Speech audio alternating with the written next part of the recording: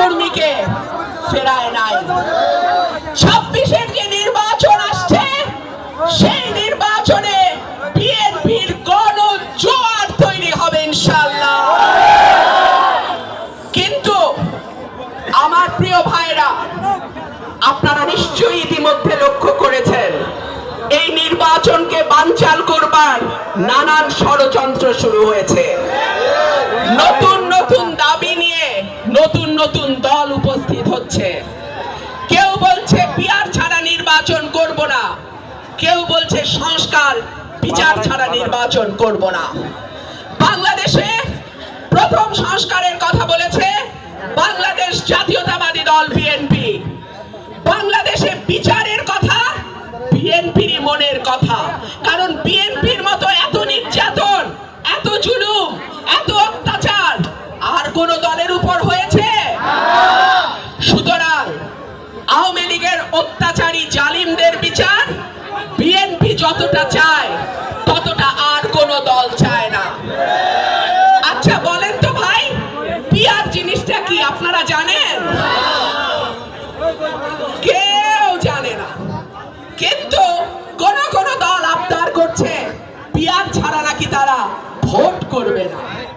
সম্ভবত তারা বুঝতে পেরেছে ভোটে দাঁড়াইলে 10টা আসনও আসবে না। সুতরাং ভোট বানচাল করতে হবে, ফেব্রুয়ারিতে যাতে নির্বাচন না হয় সেই ব্যবস্থা করতে হবে। আপনারা কি এর সঙ্গে আছেন?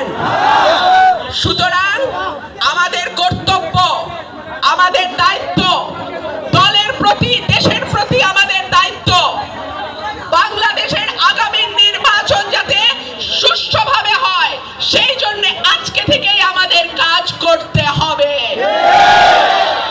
17 বছর বিএনপিতে কোনো বিভেদ ছিল না, আগামীতেও যেন বিএনপিতে কেউ বিভেদ সৃষ্টি করতে না পারে আপনারা সাবধান থাকবেন। সবসময় মনে রাখবেন, একসঙ্গে যদি থাকেন পৃথিবীর কোনো শক্তি নাই আপনাদেরকে বিচ্ছিন্ন করে দেয়। আর যদি যার যার হিসাব নিকাশ থেকে, পরস্পরের কাছ থেকে ঐক্য নষ্ট করে সরে যান, আগামীর দিন কিন্তু আপনাদের জন্য ভালো হবে না। সাবধানে থাকবেন, দলের মর্যাদা যেন ক্ষুণ্ণ না হয়। আপনার এলাকায় আপনি বিএনপি, আপনার এলাকায় আপনি নেতা, আপনি আপনার এলাকায় নিরাপত্তা দেবেন, আপনি আপনার এলাকায় মানুষের পাশে দাঁড়াবেন। আপনার আচরণ দেখে যেন ভোটের বাক্স উপচায় পড়ে। বিএনপি জোর জবরদস্তির রাজনীতি বিশ্বাস করে না। বিএনপি ভোট কারচুপির রাজনীতি জীবনে কোনোদিন করে নাই। বাংলাদেশের মানুষ বিএনপিকে বাক্স ভরে ভরে ভরে ভরে ভোট এনে দিয়েছে।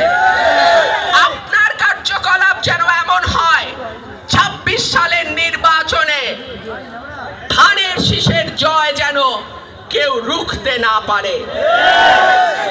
শেষ কথা বলি, আপনাদের দোয়ায়, আপনাদের ভোটে, আপনাদের ভালোবাসায় আমি যদি এই আসন থেকে সংসদ সদস্য নির্বাচিত হই, সারা বাংলাদেশে গ্যাস যায় ব্রাহ্মণবাড়িয়া থেকে, গ্যাস যায় আশুগঞ্জ থেকে।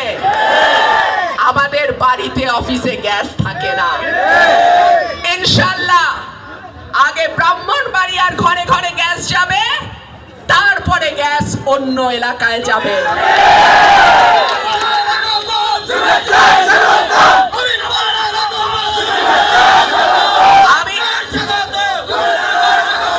আমি যখন লালপুর শরীফপুরের দিকে যাত্রা করি, রাস্তাগুলো সংকীর্ণ, অনেক চাপা রাস্তা। রাস্তা আর একটু ভালো হওয়ার দরকার আছে না? ইনশাআল্লাহ আপনাদের ভোটে যদি নির্বাচিত হই, এই রাস্তার এলাকার চেহারা পাল্টায় দেব। বাংলাদেশে ব্যবসায়ীদের একটা নিরাপদ জায়গা হলো আশুগঞ্জ। এইখানে যাতে আমার ভাইয়েরা নির্বিঘ্নে কোন রকম কোন চাঁদাবাজি, টেন্ডারবাজি ছাড়া সুষ্ঠুভাবে সৎভাবে ব্যবসা করতে পারে সেই ব্যবস্থা করে দেব ইনশাআল্লাহ। পাগলা নদীর উপর আমাদের একটা সেতু দরকার নাকি?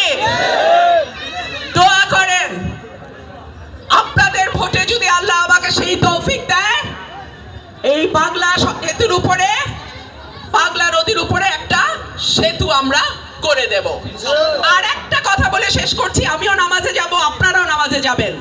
আর একটা কথা, একেএম দুলাল ডিগ্রি কলেজের প্রতি সুদৃষ্টি আমরা রাখবো এবং যে 4টা ব্রিজ আপনাদের দাবি আছে, আমি আর একটা একটা করে বললাম না, সেই 4টা ব্রিজ আমি করে দেব, আজকে ওয়াদা দিয়ে গেলাম। আপনাদের সঙ্গে আমার আবারও দেখা হবে। আমি ইনশাআল্লাহ আপনাদের এই দক্ষিণাঞ্চলে একটা ছোট অফিস নেওয়ার কথা ভাবছি।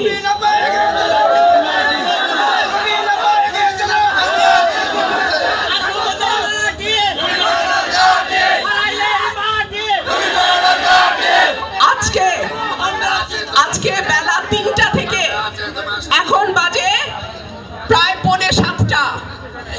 আপনারা আমার প্রতি যে ভালোবাসা দেখিয়েছেন, এই গরমে কষ্ট করে যেভাবে আপনারা দাঁড়িয়ে থেকে আমার বক্তব্য শুনেছেন, ইনশাআল্লাহ